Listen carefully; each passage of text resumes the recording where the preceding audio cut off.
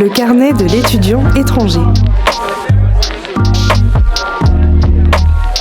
Jivik Mayindou et Aristide Katiabois donnent la parole aux étudiants du monde entier. Salut tout le monde et bienvenue dans ce nouvel épisode du carnet de l'étudiant étranger. Je suis très heureux de recevoir quelqu'un de spécial. Quelqu'un qui nous vient de Paris, qui nous fait l'honneur d'être là. Mais bon, vous en saurez plus dans quelques minutes.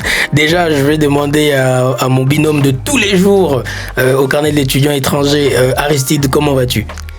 Très bien, ça va, je suis bien. Bah écoute, comme je le disais, on est très heureux. Bon, déjà, j'aimerais annoncer aujourd'hui, cet épisode est spécial parce que nous allons parler des 10 commandements de l'étudiant étranger en France.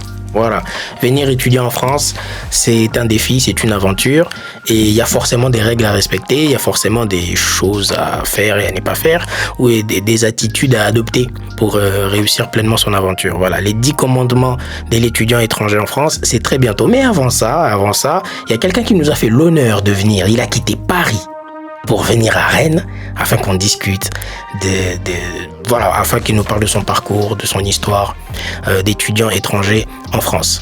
Ousmane, bonjour. Bonjour. Bonjour de m'avoir reçu ici. Ça fait bientôt 2 ans que j'ai quitté Rennes et ça fait plaisir de venir en plus de participer à ce podcast. C'est vrai parce que c'est important de préciser que tu as vécu à Rennes. En tout cas, tu étais à Rennes pendant 2 ans. Tu es parti et déjà, pour commencer. Retour au bercail. Merci. En plus avec le soleil qui est là, donc ça fait plaisir. Ben ouais, mais déjà pour commencer, on va commencer par ta vie avant la France. Qui es-tu? De quelle nationalité es-tu? Raconte-nous ton histoire avant de venir en France. Alors moi je suis Ousmane Kombassa, je viens de la Guinée, le très beau pays de l'Afrique de l'Ouest que vous connaissez tous. Ouais.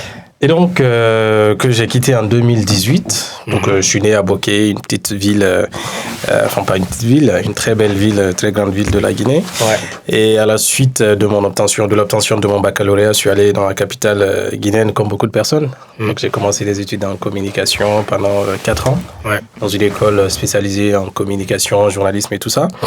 Et, donc, à la fin de ces études, j'ai eu la chance très vite de commencer à travailler. Donc, avant de venir en France, j'avais quand même mis le pied dans le monde professionnel. Et je pense que j'y ai travaillé pendant 2 ans. Donc, c'était plutôt pas mal. Et j'avais aussi eu la chance de voyager dans le pays et puis dans certains pays africains. Et par la suite, je suis venu en France. Donc, avant de faire Campus France, j'étais déjà venu en France, la Belgique, j'avais vu tout ça. Donc, c'était pas... comment on dit, the first time pour moi.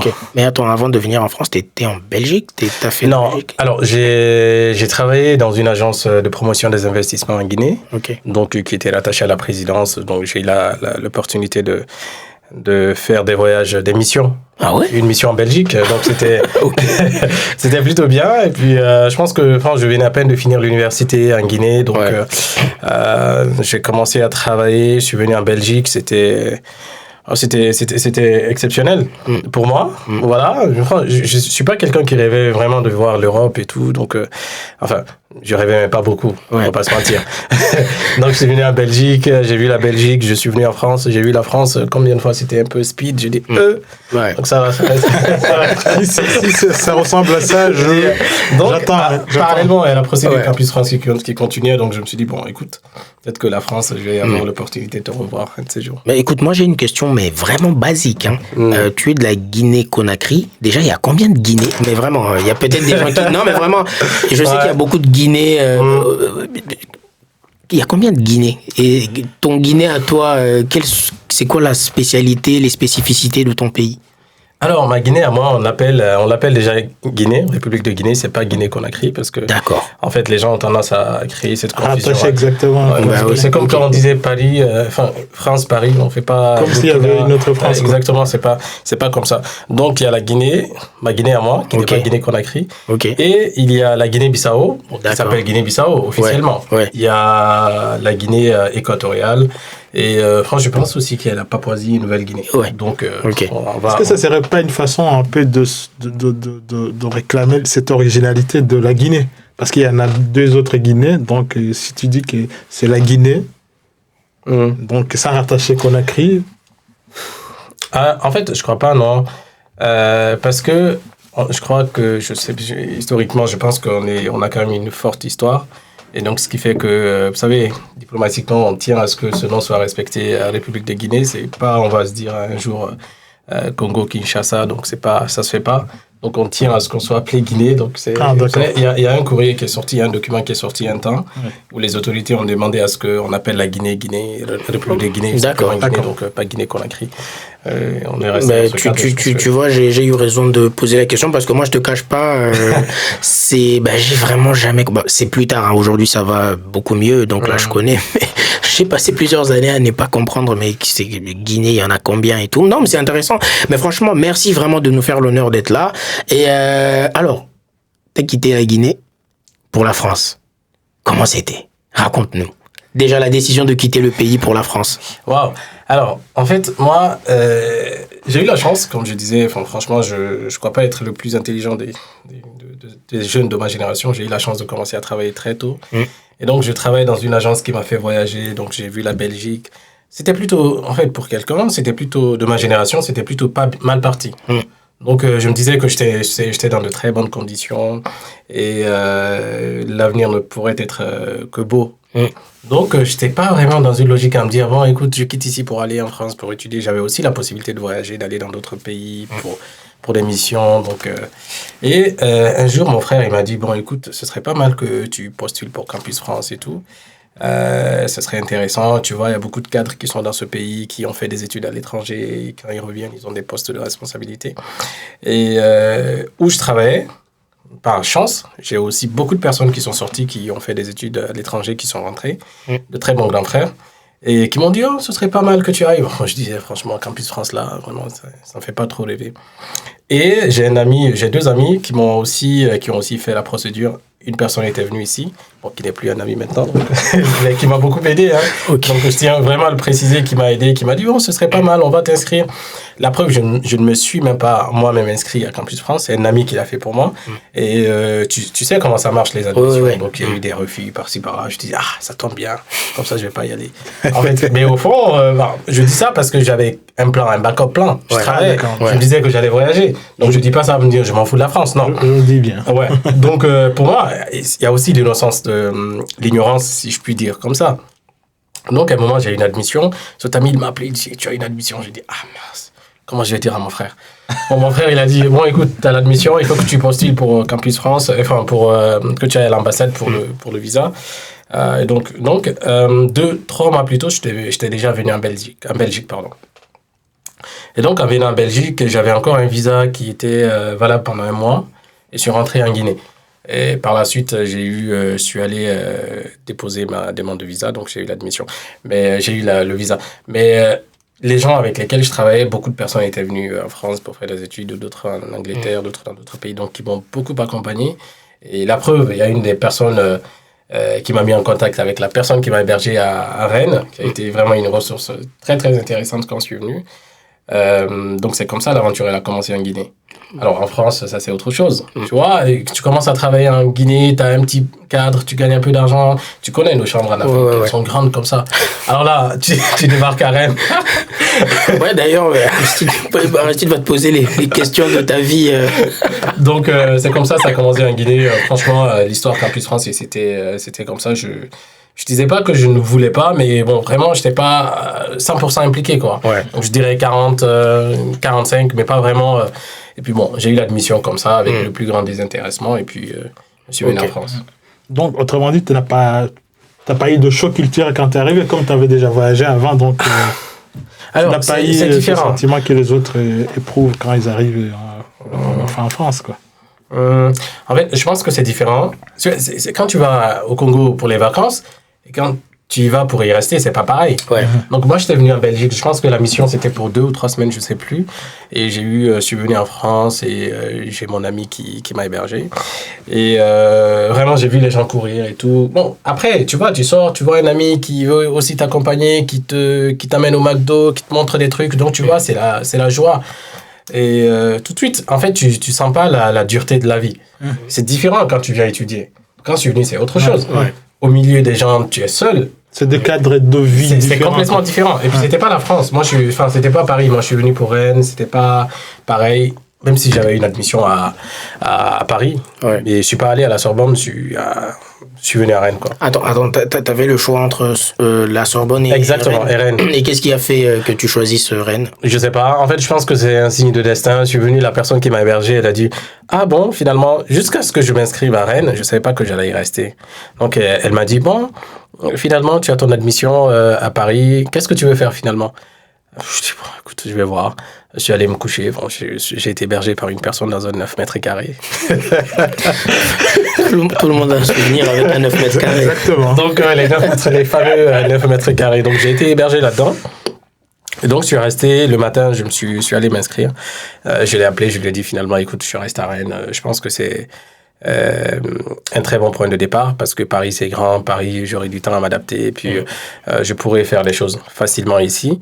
Donc, je pourrais apprendre aussi la vie à Rennes comme je l'entends. Il a dit, bon, OK, great. Donc, moi, je vais t'accompagner si tu as besoin de quoi que ce soit. Donc, voilà. Et là, ça a commencé. Il faut chercher le logement. Il faut faire les démarches. Il faut t'habituer à la vie. Il faut t'habituer à l'école. Parce qu'en fait, il y a un décalage entre le système éducatif. Donc, il faut tout apprendre. C'est comme ça que ça a commencé à Rennes. Bon, franchement, je dirais pas qu'il n'y a pas eu de choc culturel ici. Et tu étais inscrit, quand tu es arrivé, tu étais inscrit en master, c'est ça? Non, en licence. En licence, ok, ouais. d'accord. Il y avait déjà des gens... J'ai eu aussi la chance parce que j'ai trouvé des étudiants congolais dans ma classe, guinéens. Donc, je dis pas que je préfère des Africains, mais tu vois, quand tu sors, les premières têtes que tu cherches... Ouais. C'est intéressant. Ça te rassure, quoi. Exactement. Donc, c'était pas très compliqué. Très bien. C'est cool. Non, mais Ouais. je trouve que c'est intéressant, intéressant son histoire. Et du coup, donc, tu es arrivé en licence 1 ou en licence 2. 2. Ah, ouais. ok, d'accord. Mais en fait, moi-même, avec le temps, je me suis dit, mais bon, comment je vais m'expliquer cette décision moi-même? J'avais été accepté en licence 3 à la Sorbonne et je suis venu en licence 2 à Rennes. Après, je vais te dire, mais c'est une perte de temps. Mais derrière, moi, je me disais, bon, ça va être un repos un peu, me reposer en licence 2. J'avais un but dans la tête, je dis, il faut que je prenne une bonne année pour aller apprendre l'anglais, parce que tu vois, on livre des combats énormes avec l'anglais, tu vois. Je dis, il faut que j'aille apprendre l'anglais. Donc, pour moi, c'était aussi une façon de commencer à travailler, mettre un peu d'argent de côté, donc j'ai pas la pression de la licence 2. Je sais que je l'aurai de toute façon. Mais à Paris, si je vais en licence 3, tu sais combien de fois c'est déterminant. Parce qu'il faut que ce soit une année très bien réussie. Que tu te prépares par la suite à accéder à un master, donc il faut que les notes soient bonnes. Et donc il y avait tous ces paramètres. Non, tu as raison, ce n'est jamais 20 parce que moi aussi j'ai atterri en licence 3. On est deux alors. Je sais bien comment. Exactement, je sais bien comment l'année a été un peu dure parce que voilà, c'est la même année où il y a eu le vote de la sélection à master parce qu'avant il fallait avoir, je pense, si je ne me trompe pas, 10 de moyenne. Et comme ça tu avais un master, mais. En 2017, il me semble, 2017 et 2018, c'est là où ils ont voté la loi de sélection à master. Donc, du coup, soit il fallait, ils ont créé une plateforme Trouver mon master. Donc, il fallait, si tu ne trouves pas une place, il fallait t'inscrire sur la plateforme. Moi, je suis arrivé pile à ce moment-là. C'est-à-dire que moi, quand je suis arrivé à Rennes 2, je crois que c'était un nouveau master en plus, le master EPRIC. Apparemment, ça n'existait pas. En fait, je fais partie la première promotion, ça a été créé à ce moment-là. Déjà, merci au Master EPRIC parce que c'est grâce à ce master que je suis arrivé en France. Mais il n'existe plus, ce master? Si, il existe encore. Ah, d'accord, ok. Il existe encore.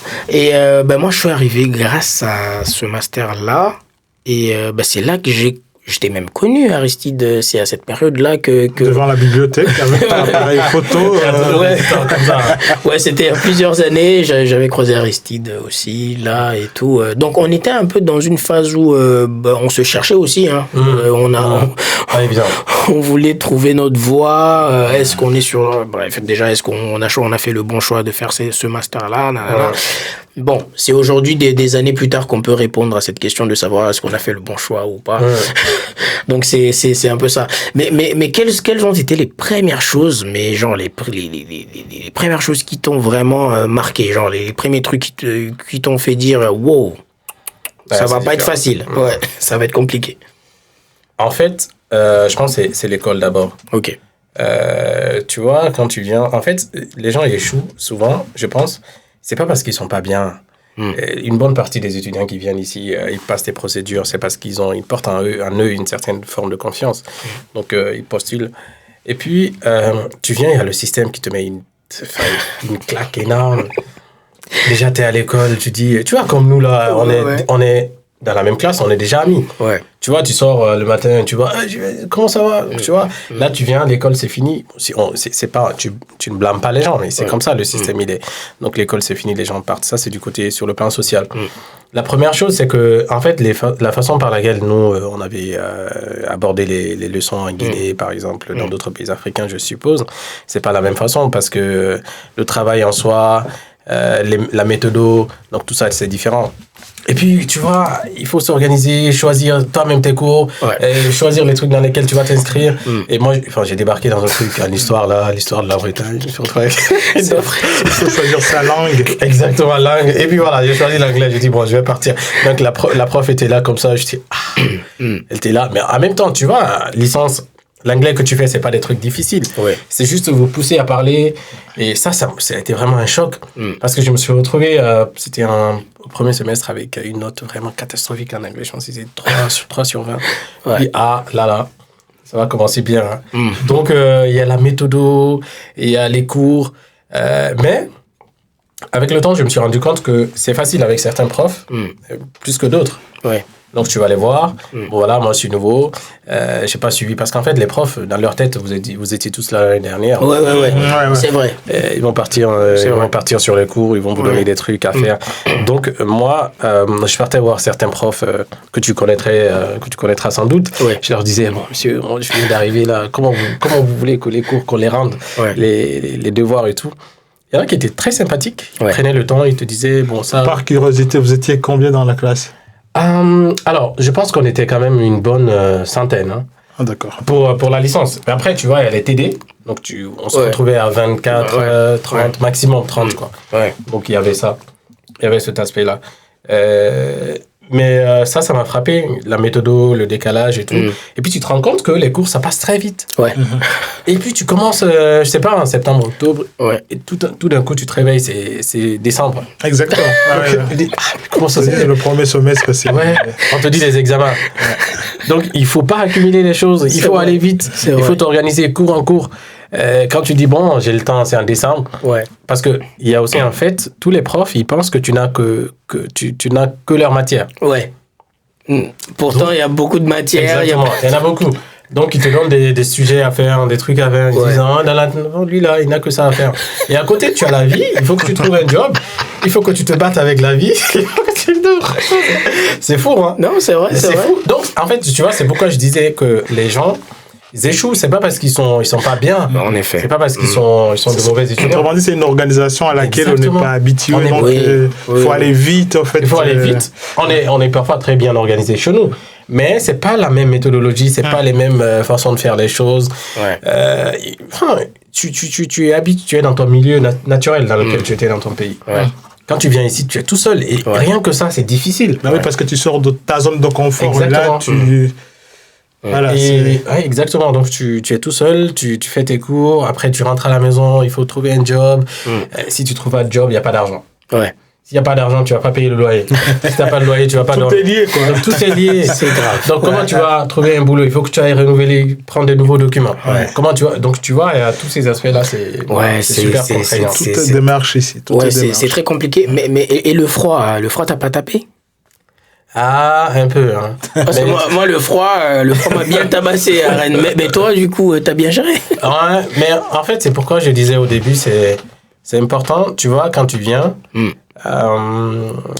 tu peux pas tout connaître. Ouais. C'est normal, tu viens d'un milieu qui n'est pas qui est le tien, tu viens dans un autre qui n'est pas le tien, donc tu apprends à vivre dans ce milieu-là.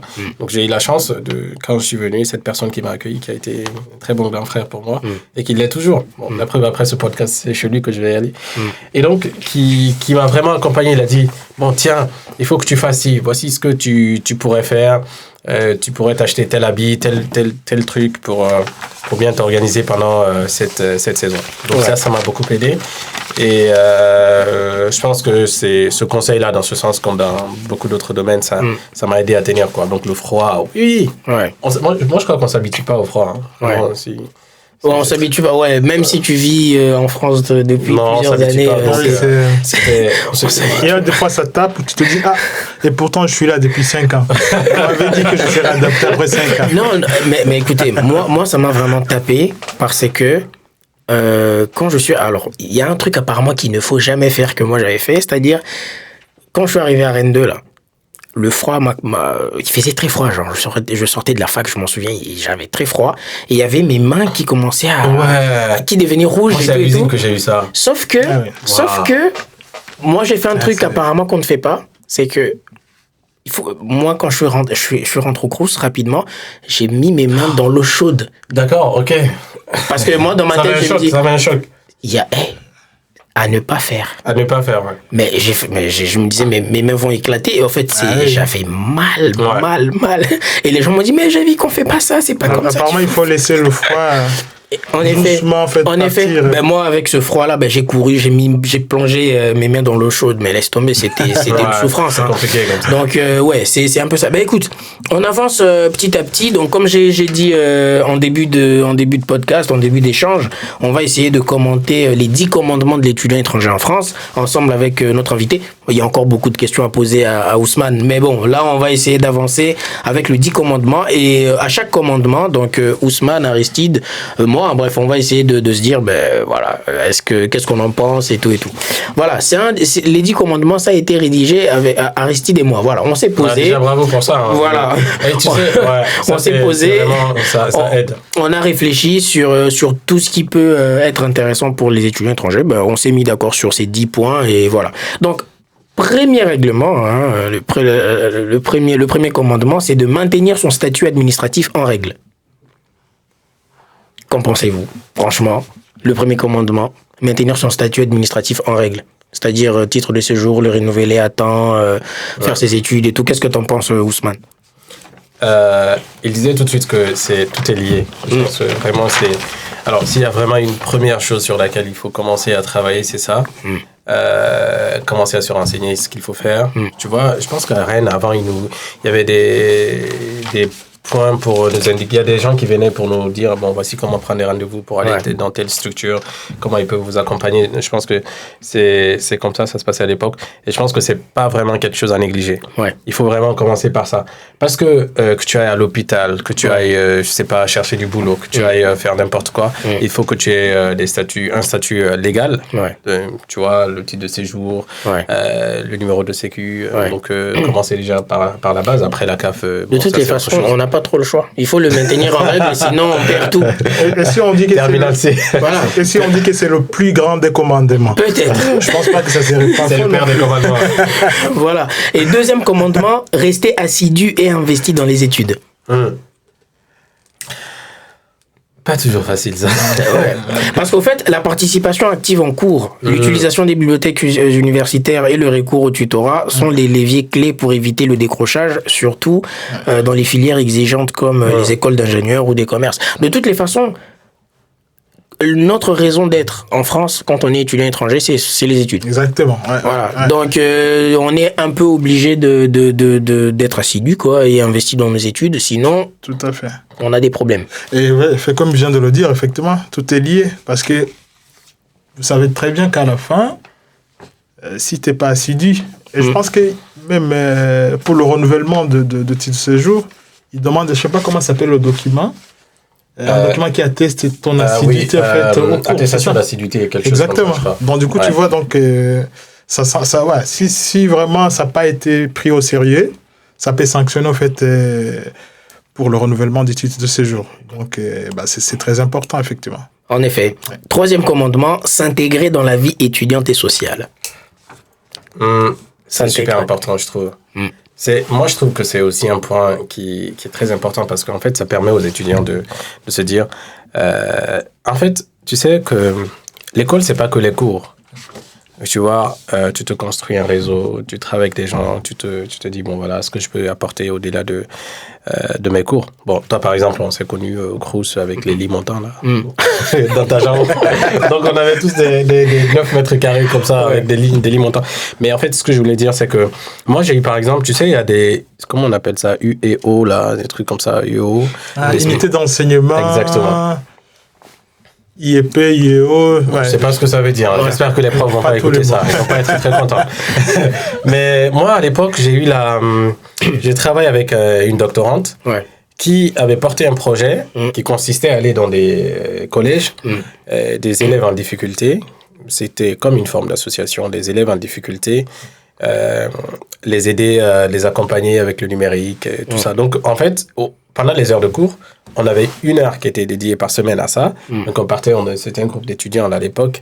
Et on partait dans ces écoles-là pour discuter avec les étudiants. C'était à Rennes, à côté de la Kennedy. À côté de Kennedy. Donc, il y avait un collège Rosa Parks. Donc, c'était très intéressant. On partait discuter avec les étudiants. Donc, c'était aussi... très bel exercice, je trouve. Hein. C'était très bien, moi, je trouve. Et au-delà même de l'aspect de donner ton temps, tu apprends les réalités du collège. Parce que, bon, nous autres, on n'a pas fait le collège ici. Donc, ça te permet de comprendre un peu comment ça se passe dans ces milieux-là. Et au-delà, ça te permet de renforcer ton engagement associatif. Parce que c'est pas que pour te faire, c'est pas par acquis de conscience, tu vas te dire, moi, je fais l'associatif parce que je veux qu'on dise que je fais ça bien, que je fais telle ou telle chose. Mais en soi, je pense que c'est un très bon point. Ben, écoute... Ça crée aussi le lien. Oui. Le carnet de l'étudiant étranger. Jivik Mayindou et Aristide Katiabois donnent la parole aux étudiants du monde entier.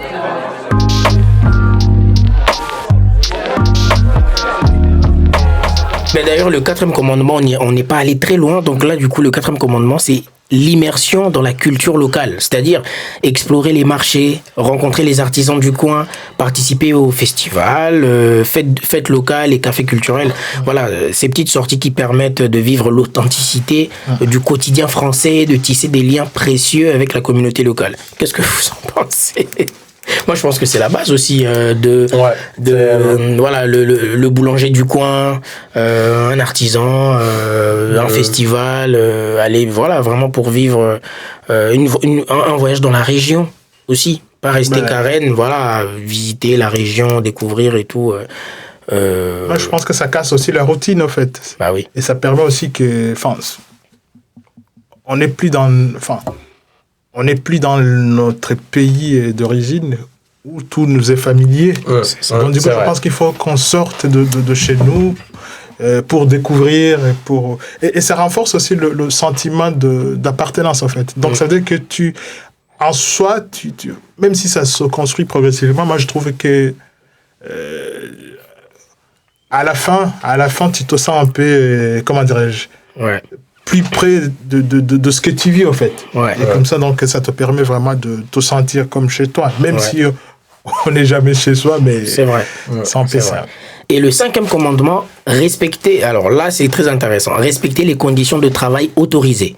Le visa étudiant permet un travail rémunéré jusqu'à 20 heures par semaine, mais dépasser ce quota risque l'annulation du titre de séjour. Les stages obligatoires dans le cadre des études sont exclus de cette limite. Travailler, c'est bien. Déborder, c'est spoiler la partie administrative. Par contre, ce qui est intéressant avec ce règlement, c'est que c'est très compliqué pour les étudiants étrangers de concilier les deux. Les études et le travail.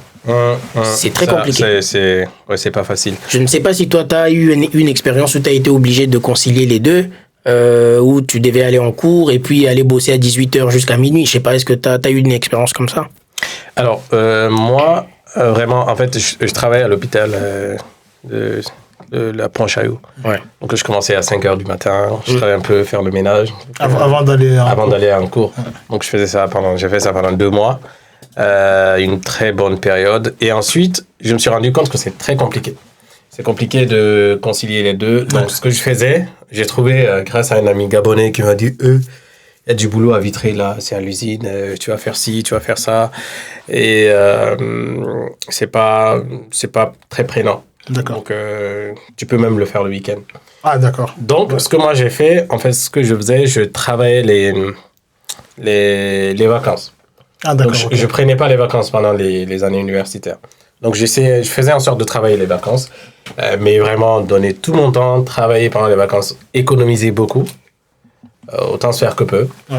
Et ensuite, je reviens travailler, je viens à l'école, je suis bien. Que pour les cours. Donc, en fait, j'arrivais pas parce que dans ma tête, c'était très compliqué de finir à aller à 18h. Donc, que les week-ends, je repartais à Vitré pour travailler. Donc, Vitré, c'est à 30 minutes de Rennes.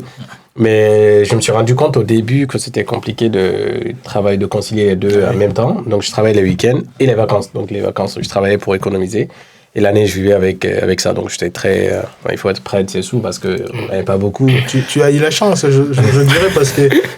Non, par rapport à ce que tu t'es résolu finalement de travailler le week-end.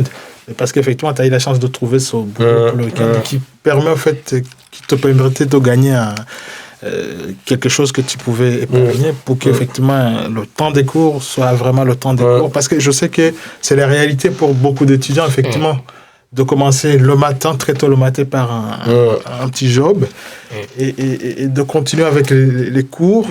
Et même des fois, même après, à la sortie des cours, d'aller encore travailler. C'est dur. Hein. Ouais, c'est très dur. C'est dur. Écoute, le 6e commandement, gérer son budget avec rigueur. Gérer votre argent comme un boss. De toute façon, on n'avait pas le choix. Un repas au resto U, logement Crous, aide de la CAF sont vos alliés. Voilà, vous pouvez manger pour 3 € un menu plutôt sympa au Crous. Et voilà, parce que la précarité étudiante n'est pas un mythe, c'est un virus qui peut atteindre, donc vigilance. Je pense qu'il aurait fallu rajouter gérer son budget, enfin le peu de budget avec rigueur. Exactement. Gérer les peu de budget avec rigueur. Bah oui, non, mais c'est vrai parce que les étudiants, la précarité étudiante est réelle. Hein. Les étudiants n'ont pas beaucoup d'argent, presque pas d'ailleurs. D'ailleurs, avec Aristide, on en croise pas mal, hein, des gens qui viennent nous parler. Et d'ailleurs, c'est à cause de ça même qu'Aristide et moi, on compte lancer ce qu'on appelle les étudiants anonymes.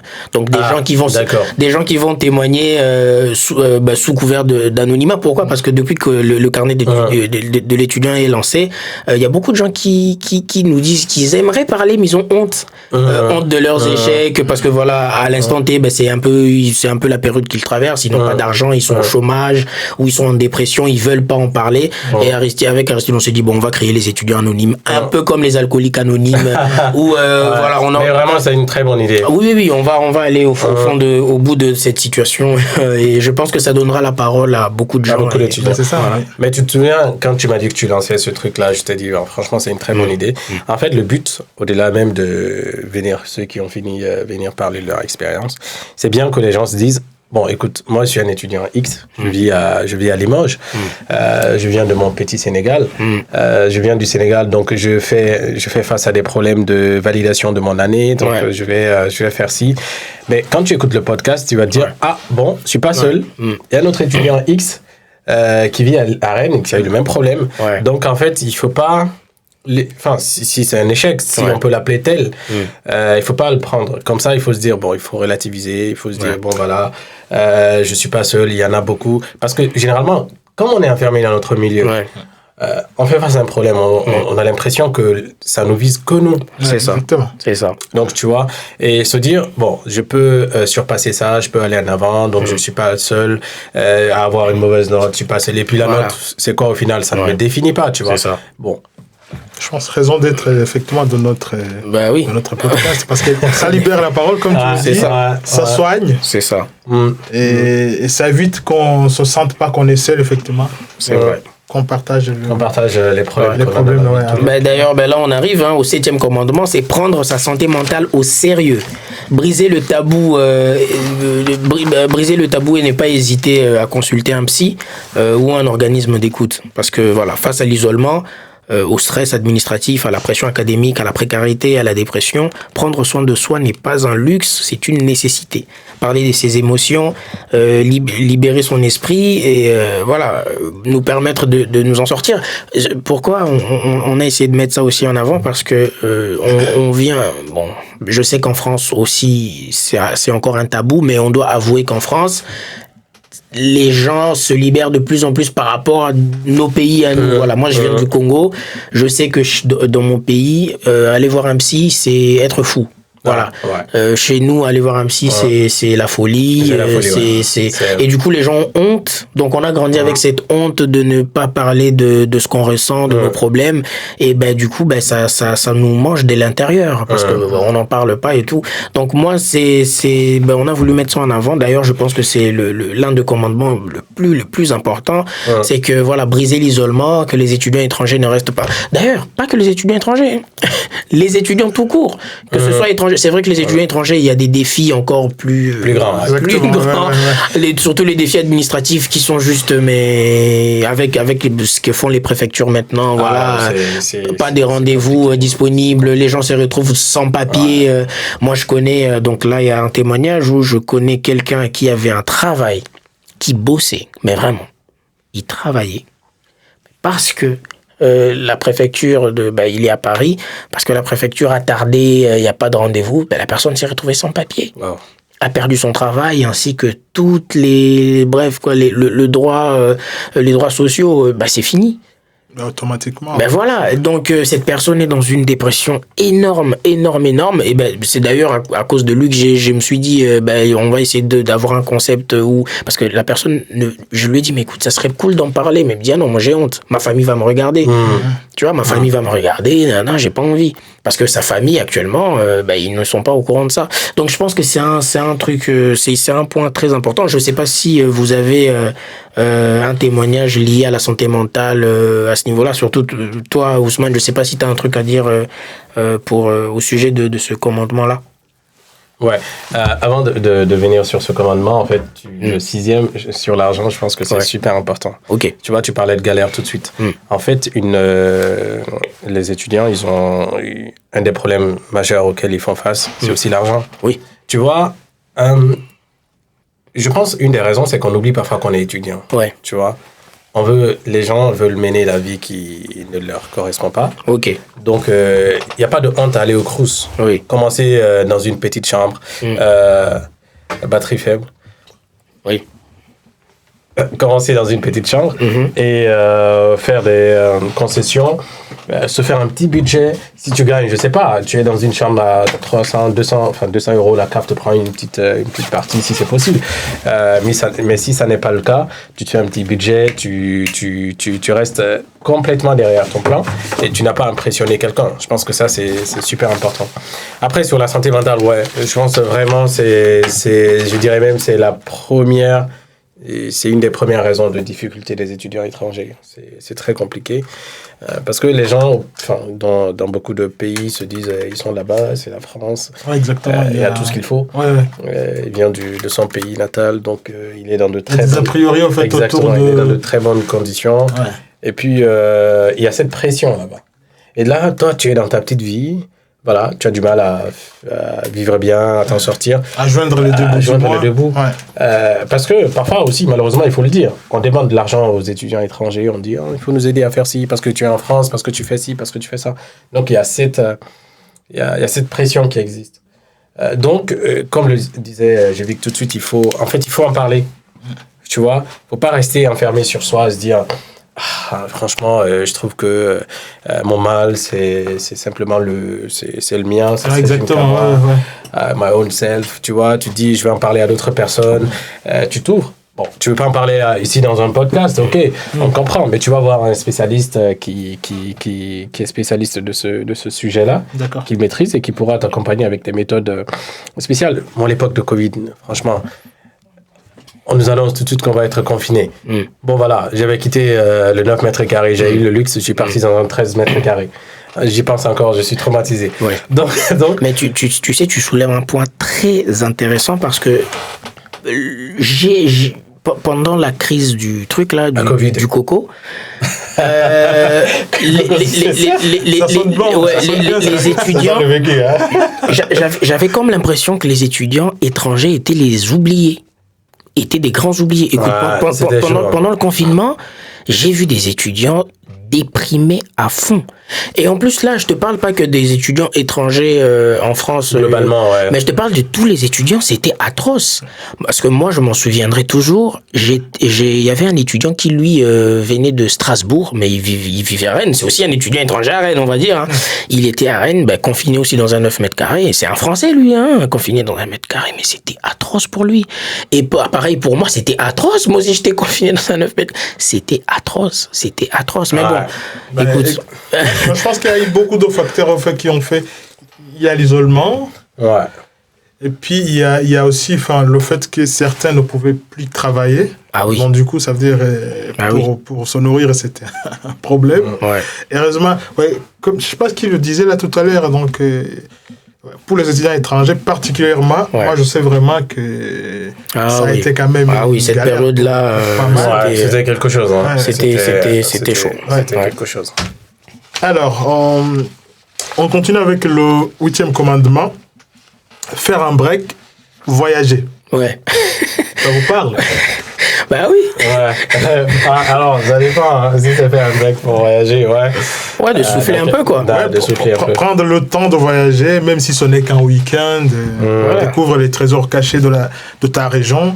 Visite des villes voisines et laisse-toi inspirer par la diversité des paysages. Ces escapades te permettront de te ressourcer, de booster ton moral, indispensable pour affronter des défis du quotidien, quoi. Un petit voyage improvisé peut être la pause revitalisante et qui te redonne toute l'énergie nécessaire pour avancer, quoi. Je pense que c'est très intéressant. Après, on parlait d'argent tout de suite. Ouais. C'est pas facile pour les gens. Hein. Ouais, mais tu sais, quand je te parle de voyage, tu vois, je parle pas de... Tu vas pas à Dubaï. Ouais. Quand tu vas à Nantes, tu vas voir les châteaux. Tu vas à Dubaï. Tu sais, moi, je vais pas te cacher. Moi, je dis toujours qu'en France, j'ai principalement vécu dans 2 villes. Tu vois, moi, en France, j'ai vécu à Rennes et à Bordeaux. C'est-à-dire que quand je me sentais... je me sentais mal, mais voilà, quand j'en avais un peu marre de Rennes, je partais à Bordeaux. Quand j'en avais marre de Bordeaux, je rentrais à Rennes. Et tu sais ce qui a fait... L'élément qui faisait en sorte que je puisse un peu voyager durant mes premières années, ce sont les grèves à Rennes 2. Ah ouais, mais ça, il y avait beaucoup là-bas. Ce sont les grèves. C'était... Oh là là. Oui, à chaque fois qu'il y avait une grève et tout. Ah non, pour moi, les grèves à Rennes, parce que moi, quand je suis arrivé, ça s'enchaînait, les grèves. C'est vous qui organisiez, c'est ça? Non, moi, j'organisais rien. J'arrive à Rennes, il y avait des grèves et tout. Et moi, tant qu'il y avait une grève, tant que je sentais qu'il y a une grève qui se prépare, moi, je préparais mon billet, soit je vais à Bordeaux, je vais à Toulouse. C'est vrai, ça te fait profiter. Ah ouais, donc... Ça aussi, c'est une autre... C'est notre réalité que j'ai découvert avec beaucoup de... Ah oui, non, mais la grève, c'est quelque chose. Je dirais pas avec de plaisir, mais c'est quelque chose qui m'a... Ah non, la grève, moi, la grève de... je pense que ça a diminué maintenant, là. Je vais pas te cacher, j'en sais plus. C'est pas comme avant. Exactement. Parce qu'avant, c'était. Je pense que Rennes 2 était champion. Là, moi, franchement, à mon arrivée, il y a eu un enchaînement de grèves. J'étais choqué. Je me disais, wow, attends, ça se passe quoi? Qu'est-ce qui se passe là? Écoute, donc on arrive au 9e commandement, hein, c'est construire son réseau. Voilà, ne pas te limiter aux rencontres pendant tes études, investir dans des contacts, participer à des salons, ateliers, événements professionnels qui te serviront bien après l'obtention de ton diplôme. Un café partagé avec un professionnel peut t'ouvrir la voie à des collaborations et à des opportunités de carrière inattendues. Construire son réseau. Ça, c'est intéressant pour les étudiants, même pas que étrangers. Ouais. Même pour les professionnels, parce qu'aujourd'hui, on est... Bon, après, nous, on est tous dans le monde professionnel, mais c'est toujours important de se dire, bon, je construis mon réseau, je sors de ma zone de confort, comme il le disait tout de suite. Je vais aller rencontrer des gens qui sont spécialistes dans tel sujet. Les gens aiment, tu sais, parfois qu'on parle d'eux, donc tu vois... Non, c'est vrai. J'ai entendu parler de vous, je trouve que votre profil, c'est très intéressant. C'est vrai. Et puis qui aiment aussi partager. C'est vrai. Tu vois donc, tu vas vers eux, tu apprends, et puis ça te permet d'avancer dans ce sens. Et puis, je trouve que dans les universités aussi, ils ont instauré des cours de réseau là. Ah ouais? Ah oui, en fait à Rennes en tout cas. Ok, c'est intéressant ça. À l'époque, nous on avait un cours spécialisé recherche de stage, comment construire son... Mais c'était pas vraiment approfondi. C'était pas vraiment aller... pas mal ça. Mais à Poitiers, oui, je trouve... Non, c'est important. Moi, je vois beaucoup d'étudiants qui ne savent pas construire le réseau ou qui ont des réflexions limitantes. Est-ce que les gens vont m'accepter? Ou qui s'y prennent à la dernière minute. Voilà, donc il faut vraiment... il faut créer son réseau, quoi. Ouais, mais tu vois, quand tu construis... Parce qu'en fait, comme tu dis, ils se disent, je ne me sens pas très confortable d'aller vers une telle personne. Et les gens, généralement, ils se sont établis. Ils ont travaillé dans leur vie, ils ont fait l'école, ils se sont bien établis. Donc, quand tu vas vers eux, bon, monsieur X, moi, je suis un étudiant en com, j'ai entendu parler de vous. Voilà, est-ce que vous pouvez m'enseigner tel ou tel... Enfin, pas m'enseigner, mais est-ce que je peux apprendre vous avez des choses à me recommander, tu vois. La personne, ça marque. Ouais. Ça marque. Mais en fait, il faut faire attention. Parce que tu prends le numéro, par exemple. Tu vas appeler la personne de façon désintéressée. Juste aller, monsieur, comment allez-vous? Je vous appelais pour prendre de vos nouvelles. Basta, c'est fini. Mais tu vas pas appeler quelqu'un pour dire que quand tu as besoin de la personne. Non, just call me when you need me. Ça marche pas comme ça. Il faut, en fait, c'est pourquoi il faut se donner les outils, ne pas être assez présent dans la vie des gens, mais trouver un équilibre et pouvoir bien... faire la démarche. Je trouve que c'est super important le réseau. Pas que pour les étudiants, pour tout le monde. Après, ça dépend de la personnalité des gens. Il y a des gens qui sont très ouverts, il y a des gens qui ne le sont pas, d'autres sont plus à l'aise, d'autres ne le sont pas. Mais il y en a pour tout le monde. Autrement dit, c'est un exercice qu'il faut faire qu'il faut faire un peu avant, en fait, qu'il faut préparer, en fait, progressivement, quoi. Moi, à titre personnel, je sais que aujourd'hui, je suis à l'aise avec ça. Mais avant, c'est vrai que je me posais des questions. Comment est-ce que je vais approcher telle personne? Il va me prendre pour qui? Je sais pas, je vais quémander un truc et tout. En fait, tu vois, mais aujourd'hui, je suis très à l'aise avec ça. J'ai débloqué un truc en moi. En fait, ça me dérange pas. Ça s'est développé. Oui, ça c'est vrai avec le temps, tu vois. Ça me dérange pas d'aller vers un monsieur ou quelqu'un ou peu importe, un collègue qui a lancé un business ou qui est à l'aise dans tel domaine pour lui poser la question. Mon cher, j'aime bien ce que tu fais, ça m'inspire.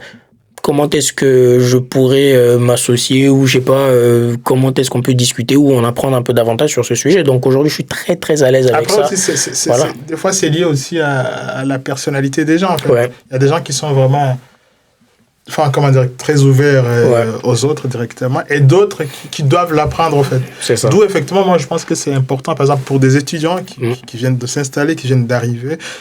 Je ne pense pas vraiment que c'est beaucoup fréquent. Enfin, pour moi, je vais dire, par exemple, je sais qu'au Burundi, mais non, ça existe. Mais je sais, par exemple, qu'à une époque, pour les étudiants, donc, même aller à une conférence, une conférence, c'était vraiment un peu le luxe. On dirait que c'était un privilège pour ça. Exactement. Mais alors qu'ici... allez-y dans des conférences, dans des salons. Allez-y dans les écoles. Oui. Écoutez, 10e commandement, le dernier, rester flexible et s'adapter. La vie en France évolue constamment. Sois prêt à ajuster tes plans, à te remettre en question et à t'adapter aux changements, qu'ils soient culturels, académiques ou professionnels. Prends le temps de te former continuellement et d'apprendre en dehors du cadre académique. Parce que je pense que après son diplôme, après avoir fait ses études, le commandement ultime, c'est de rester flexible et de s'adapter.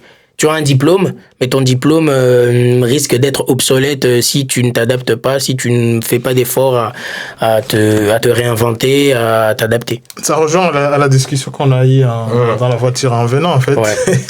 qu'il faut pas rester figé, au fait, dans ce qu'on a appris, qu'il faut s'ouvrir aussi à d'autres compétences. C'est vrai. Écoutez... D'abord, très content, mais au fait, on arrive presque à la fin, mais comme on dit, le meilleur pour la fin, j'ai réservé la fin pour que Ousmane nous raconte une anecdote. Alors, je m'explique. J'ai connu Ousmane, on s'est connus à Rennes, au tout début, je venais aussi d'arriver. Et puis, à un moment donné, Ousmane a disparu. Je ne le voyais plus. Je ne voyais plus Ousmane pendant un long moment, mais vraiment, parce qu'on s'est connus dans la résidence universitaire, je ne le voyais plus. Et 1 an ou 2 ans, ou non, 1 an et demi plus tard, il est réapparu. Je me balade à Rennes, je vois Ousmane. Je dis, oh, mais mon gars, qu'est-ce que tu fais là et tout. Et Ousmane m'apprend quelque chose, un truc que je ne savais pas. Déjà, je ne savais pas que les étudiants étrangers avaient droit à ce truc-là. Je vais vous en parler. Ousmane me dit qu'il était en année de césure. Je dis, quoi? Il me dit, j'étais en année de... Ouais. Il me dit, j'étais en année de césure et j'avais quitté la France pendant presque 1 an. Donc, bref, il est parti au Ghana. Et c'est quoi le deuxième pays? À Malte. À Malte, où il est parti. Je dis, mais attends. Comment c'est possible qu'un étudiant étranger en France puisse avoir une année de césure? C'est un truc que je n'avais jamais entendu. Voilà.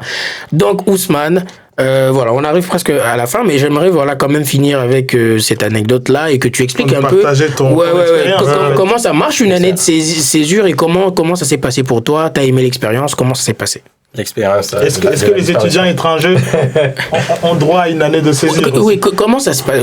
Alors, déjà, tu vois, je parlais tout de suite de l'anglais. Ouais. C'était toujours, je disais à mon ami Robert, je dis, chaque jeudi, on va aller se battre avec la prof d'anglais parce que c'était très compliqué. Et donc, je suis parti du principe que, bon voilà, le monde de demain, il faut quand même avoir certaines compétences. Donc, je me suis dit, bon, ça là, il faut que je l'ai. Mais sauf que je l'ai réalisé quand j'étais en licence 3. Donc, la césure se prend entre 2 années. Donc, du même cycle, c'est-à-dire entre le Master 1 et le Master 2, ou entre la licence 2 et la licence 3. D'accord. Donc, je suis allé à Poitiers. Le problème, ça s'est fait qu'empirer parce que, bon voilà, l'anglais, c'est difficile en licence, ça l'est encore plus en master. Donc, j'en ai parlé à ma responsable de formation qui était très compréhensive. Elle m'a dit, oh, franchement, il faut monter le dossier, c'est comme ça se passe, il faut te renseigner. J'ai parlé à mon mentor qui est toujours à Rennes, donc je lui ai expliqué la situation. Il m'a dit, bon voilà. Mais avant la licence, le Master 1, j'avais commencé à économiser toutes les années. Je me suis fait un petit budget, je me suis renseigné au Ghana, en Angleterre, bon voilà. Et je me suis fait un budget de 6 000 € pour le projet globalement. Ah, donc ça demande quand même de l'argent. Oui, mais oui. J'ai fait 6 mois au Ghana, il faut payer le billet d'avion aller-retour. Okay. Il faut aller à Malte ensuite. Donc, je me suis fait un plan correct. Je savais ce que je voulais, en fait, sur le fond. Ouais. Il me fallait juste accumuler ce fonds-là. Enfin, c'est un peu une répétition, mais enfin. Bref. Donc, je suis allé à Poitiers, j'ai monté le dossier, je me suis renseigné et tout. Il se trouve que tous les étudiants, en fait, de ce que j'ai compris à l'époque, ont droit à une année de césure. Mais il faut porter le projet. Il faut que ce soit un projet réel. Tu ne vas pas prendre la césure en disant je ne fais pas beaucoup de siestes pendant l'année, il faut que je fasse beaucoup plus de siestes. Tu prends la césure pour une raison bien valable. Par exemple, tu veux continuer ton activité d'auto-entrepreneur, étudiant entrepreneur. Je sais pas, comment ça s'appelle ce statut-là? Donc, où tu veux faire une formation qui n'est pas ta formation de base à l'université. Tu veux apprendre quelque chose d'autre. Une année de césure, donc les étudiants étrangers ont le droit de l'avoir. Exactement. Moi, à l'époque, je l'ai prise avec 2-3 étudiants étrangers que je connais qui l'ont prise après, qui sont revenus à l'école. Bon, après, il faut avoir la volonté de revenir. Franchement, c'est comme ça s'est passé pour moi. Je suis parti au Ghana. Bon, j'ai économisé, je suis allé au Ghana. C'était un combat avec l'anglais. Donc, mais juste pour commencer, donc c'est l'université qui doit valider cette année de séjour. Exactement. Et dès que c'est validé, tu vas à la préfecture ou tu voyages directement, tu fais ta vie Alors, le premier niveau, first step, c'est tu vas à l'université et tu dis, bon, écoutez, moi, je porte ce projet-là, je voudrais aller en césure. Ils te disent, bon, quelles sont les raisons qui t'ont motivé? Il faut tout expliquer. Tu vois comment ça se passe? Il fait les formulaires, tu expliques tout. Tu dis, bon, voilà, la raison qui me pousse à prendre la césure. Parce que, bon, voilà. Et tu viens avec des preuves. Donc, il y a une commission qui se réunit vers la fin de l'année universitaire. C'était après mon stage. La commission se réunit. Elle dit, bon, au vu des documents que vous avez apportés, au vu des preuves que vous avez apportées, on peut vous accorder la césure. Donc, de ce point de vue-là, donc tu es considéré à partir de la rentrée comme un étudiant inscrit à l'université, mais qui ne va pas à l'école. D'accord. La preuve, tu payes les frais de scolarité. Ah oui, pendant cette année. Oui, pendant cette année, tu la payes. Tu payes ta place. Bon, parce que tu reviens l'année d'après, il faut bien que tu garantisses ta place là. Et donc, quand c'est validé avec l'université, tu pars en césure. Maintenant, si tu sors de la France, par exemple, tu vas dans le pays où tu vas, au bout de 3 mois, tu vas faire un rapport d'évolution de ta situation. Ce rapport n'a pas vocation à te dire à être punitif. Dire, okay. Ça, c'est pas bien fait, ça. Non. Okay. C'est un rapport d'accompagnement. D'accord. Par exemple, moi, j'ai commencé la césure en octobre, j'ai commencé à travailler. Donc, en novembre, j'ai été victime d'un accident. Okay. Je suis resté à la maison pendant 1 mois et demi. Donc, je suis parti au Ghana en décembre. Donc, j'ai expliqué ça dans mon rapport pendant les 3 premiers mois, ce que j'ai fait. Et ils ont dit, bon, il n'y a pas de souci, prenez soin de vous, traitez-vous bien. Ensuite, la césure, ça continuera. Merci de nous avoir informés. Bon, voilà. Voici ce sur quoi il faut faire attention, les éléments d'attention, le projet, il ne faut pas que vous écartez. Bon, voilà. J'ai travaillé pour économiser. Ensuite, je suis allé au Ghana. Au Ghana, je pense, au bout de 4 mois après, j'ai fait un autre rapport pour dire, bon, voilà. Depuis le dernier rapport, je suis au Ghana. Voici ce que j'ai commencé. Voici les inscriptions que j'ai faites. Voici les cours que j'ai commencés. Tu envoies les preuves de ces inscriptions, de l'évolution. Les profs, là-bas, ils t'écrivent un document qui atteste que tu es étudiant dans l'école de langue dans laquelle tu es inscrit.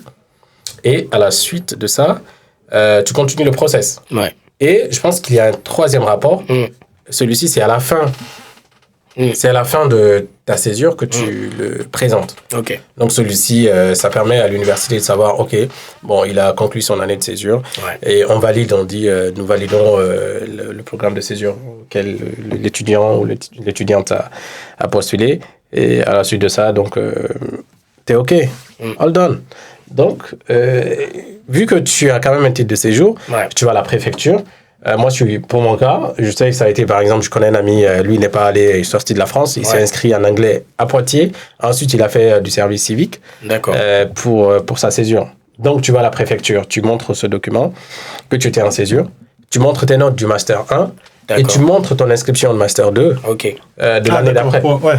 Parce que, oui, sinon, moi, j'étais en alternance à l'époque, j'ai montré mon contrat d'alternance, mon inscription du Master 2, donc tout était plutôt très, très, très facile. Donc, ça n'a pas créé vraiment de problème particulier. Donc, j'ai renouvelé, je suis parti pour l'alternance par la suite. Donc, c'était plutôt très soft. Après, c'est pas facile. J'aimerais savoir, juste pour finir, est-ce que l'expérience, c'est quoi?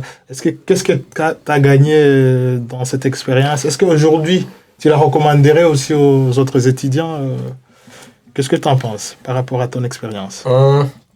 Je pense que c'est toujours bien, tu vois, de prendre le recul et se dire, qu'est-ce que je fais? Qu'est-ce que je compte faire de ma vie? Ça sert à rien de courir dans les écoles, dans les études, finir vite et puis se retrouver au monde du travail, face à un mur qui bloque, où tu n'as pas la possibilité de travailler, où il te manque de compétences.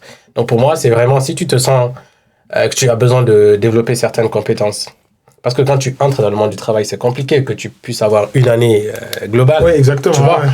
Donc tu te dis, bon, écoute, moi j'ai besoin de développer cette compétence. Je vais voyager. Je vais l'approfondir. Par exemple, l'anglais, ou ça peut être, je sais pas, en informatique, coder ou faire. Donc gagner en compétences données. Vraiment, je trouve que ça ne peut être qu'une bonne chose. Donc tu voyages, tu apprends ces compétences et tu reviens à l'école, tu continues les cours et ça te fait gagner du temps et ça te prépare pour le monde du travail. Donc moi, ça a été bénéfique sur le plan social, sur le plan universitaire et sur le plan humain. Je suis parti au Ghana, c'est pas très loin de la maison, la Guinée. Donc c'est presque les valeurs communes. Après, de base, je voulais aller en Angleterre. Bon, il y a beaucoup d'amis qui m'ont dit tu quittes la France pour aller au Ghana. Donc vraiment, c'est la preuve de l'échec. Donc c'était intéressant pour moi. Ouais. Bah, très bien, très bien. Alors, je voulais finir par te remercier. Mais je vous en prie. En tout cas, merci beaucoup pour ton partage. Je vous en prie. Qui est vraiment si riche et que je pense que nos auditeurs prendront plaisir d'écouter. Oh oui. Donc, merci aussi à Jevic. Jevic, c'est le patron. Merci. Exactement, il faut le remercier parce que sinon je me ferai virer la fois prochaine. Donc, non. Tu sais, voilà, c'est la fin, mais voilà, moi je suis très content de partager, de toujours animer ça avec Aristide parce que je sais que lui et moi, depuis des années, on a toujours été motivés par ça, discuter avec des étudiants, partager l'expérience. Et ça, c'est vraiment chouette. Et aujourd'hui, on a l'occasion de le faire à la radio. Franchement, c'est top. Merci sur toi, Aristide. De rien. Merci aussi pour ton passage à Rennes. Je suis là, je vais rester le week-end finalement. Comme ça, on va faire le tour de Rennes, on va se balader un peu. Merci beaucoup. Chers auditeurs, merci beaucoup à vous et à la prochaine. Ciao. Inch'Allah, comme on dit.